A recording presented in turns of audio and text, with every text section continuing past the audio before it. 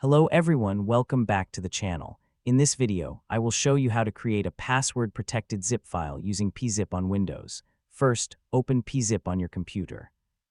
From the main window, look at the top and find the Add button. Click the Add button to open the archive window. Here, you can select the files or folders that you want to put inside your zip archive.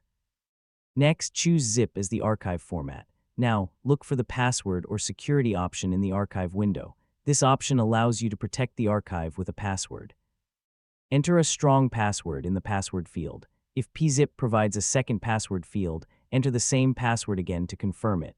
A strong password should be difficult for other people to guess. After entering the password, check the other options and make sure Zip is selected as the archive format. When everything is ready, click OK to create the password-protected zip file. PeaZip will compress the selected files and protect the archive with your password.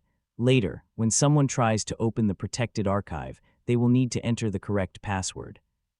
Remember to keep your password safe. If you forget it, recovering the files may not be possible. That's how you can create a password-protected zip file using PeaZip. Thanks for watching.